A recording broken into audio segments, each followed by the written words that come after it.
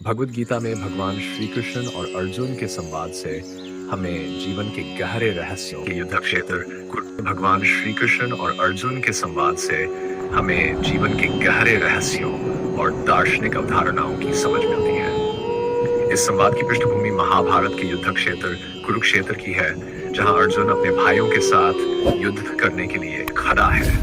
लेकिन जब वह अपने ही रिश्तेदारों, गुरुओं और दोस्तों को युद्ध के मैदान में देखता है तो उसकी मानसिक स्थिति विचलित हो जाती है और वह युद्ध करने से हिचकिचाने लगता है। अर्जुन को अपने कर्तव्य और धर्म को लेकर संशय हो जाता है। तब भगवान श्री कृष्ण उसे मार्गदर्शन देते हैं। अब हम उस संवाद के मुख्य बिंदुओं को विस्तार पूर्वक देखेंगे। अर्जुन का संशय। अर्जुन युद्ध के मैदान में खड़े होकर देखता है कि उसके सामने अपने ही बंधु बांधव हैं। वह सोचता है कि इस युद्ध से भला क्या मिलेगा जिसमें अपनों का संहार हो। अर्जुन मानसिक द्वंद्व में फंस जाता है और सोचता है कि अधर्म के खिलाफ धर्म की रक्षा के लिए भी क्या अपने प्रियजनों की हत्या करना सही है। उसकी आत्मा विचलित हो जाती है और वह श्री कृष्ण से मार्गदर्शन मांगता है। कर्म और धर्म की महत्ता। भगवान श्री कृष्ण अर्जुन के मनोबल को समझते हुए उसे जीवन का सबसे महत्वपूर्ण सिद्धांत समझाते हैं, कर्म का सिद्धांत। वे अर्जुन से कहते हैं कि हमें अपने कर्तव्यों को बिना किसी स्वार्थ के करना चाहिए। कर्म करना हमारा अधिकार है, लेकिन उसके फल पर हमारा कोई अधिकार नहीं है।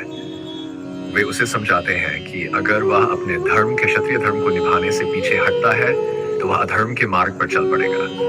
धर्म का पालन करना ही जीवन का सर्वोच्च कर्तव्य है, चाहे परिस्थितियां कैसी भी हो। आत्मा का अमृत्यु। भगवान श्री कृष्ण अर्जुन को यह भी समझाते हैं कि आत्मा न कभी मरती है, न ही जन्म लेती है। यह अमर और अविनाशी है। शरीर नाशवान है, लेकिन आत्मा शाश्वत है, इसलिए मृत्यु का भय नहीं होना चाहिए। जो शरीर को नाशवान मानता है वह आत्मा के सत्य को जान लेता है और जीवन में निर्भय हो जाता है। निस्वार्थ भाव से कर्म। अध्याय 3। भगवान श्री कृष्ण अर्जुन को बताते हैं कि निस्वार्थ भाव से कर्म करना ही श्रेष्ठ है। जब हम अपने कर्मों को समाज और दूसरों की भलाई के लिए करते हैं तो हम असली सुख और संतोष प्राप्त करते हैं। इसे निष्काम कर्मयोग कहा जाता है। ये संदेश आज के जीवन में भी अत्यधिक प्रासंगिक है, जहां हम अक्सर अपने स्वार्थ और लालच के कारण तनाव में रहते हैं। कृष्ण का उपदेश हमें यह सिखाता है कि केवल कर्म करने पर ध्यान दें, न कि परिणाम पर। योग का न्याय 6। कृष्ण अर्जुन को योग का महत्व भी बताते हैं। वे कहते हैं कि ध्यान, भक्ति और कर्म को मिलाकर जब हम योग करते हैं तब हम अपने मन को नियंत्रित पाते हैं। योग में आत्मनिरीक्षण और आत्मा की शुद्धि की ओर ले जाता है। 6. संपूर्ण सृष्टि का दर्शन। अर्जुन को जब भी किसी विषय में संशय होता है, भगवान श्री कृष्ण उसे विविध रूपों में सत्य दिखाते हैं। एक समय भगवान श्री कृष्ण अपना विराट स्वरूप दिखाते हैं, जिसमें संपूर्ण ब्रह्मांड समाहित होता है। वे अर्जुन को यह दर्शन कराते हैं ताकि वह समझ सके कि सब कुछ कृष्ण की इच्छा और नियंत्रण में है। ये अनुभव अर्जुन के मन के सारे संशय। योग का महत्व भी बताते हैं। वे कहते हैं कि ध्यान, भक्ति और कर्म को मिलाकर जब हम योग करते हैं तब हम अपने मन को नियंत्रित कर पाते हैं। योग हमें आत्मनिरीक्षण और आत्मा की शुद्धि की ओर ले जाता है। 6. संपूर्ण सृष्टि का दर्शन। अर्जुन को जब भी किसी विषय में संशय होता है, भगवान श्री कृष्ण उसे विविध रूपों में सत्य दिखाते हैं। एक समय भगवान श्री कृष्ण अपना विराट स्वरूप दिखाते हैं, जिसमें संपूर्ण ब्रह्मांड समाहित होता है। वे अर्जुन को यह दर्शन कराते हैं ताकि वह समझ सके कि सब कुछ कृष्ण की इच्छा और नियंत्रण में है।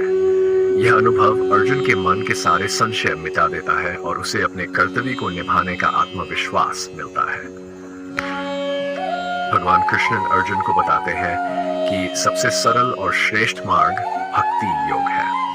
जब हम पूरी निष्ठा और प्रेम के साथ भगवान की भक्ति करते हैं तब हम सभी बाधाओं को पार कर सकते हैं। यह मार्ग हमें ईश्वर के निकट लाता है और जीवन के सभी दुखों और कष्टों से मुक्ति दिलाता है। गीता का अंतिम उपदेश। अंत में भगवान कृष्ण अर्जुन से कहते हैं कि सभी धर्मों को त्याग कर केवल मेरी शरण में आ जाओ। मैं तुम्हारे सभी पापों का नाश कर दूंगा और तुम्हें मुक्ति प्रदान करूंगा। यह उपदेश अर्जुन को मानसिक शांति और संकल्प देता है कि वह अपने धर्म का पालन करे और सभी संशयों को त्याग कर युद्ध में भाग ले। निष्कर्ष, भगवद गीता का ये संवाद न केवल अर्जुन के लिए बल्कि संपूर्ण मानवता के लिए एक महत्वपूर्ण मार्गदर्शक सिद्धांत है। यह हमें जीवन की कठिनाइयों का सामना करने, अपने कर्तव्यों का पालन करने और निस्वार्थ भाव से कर्म करने की प्रेरणा देती है। गीता का यह ज्ञान न केवल उस समय के लिए बल्कि आज के समय में भी उतना ही प्रासंगिक और महत्वपूर्ण है। कृष्णवाणी YouTube चैनल पर बने रहिए। हम इसी तरह की और भी प्रेरणादायक कथाएं और शिक्षाएं आप तक लाते रहेंगे।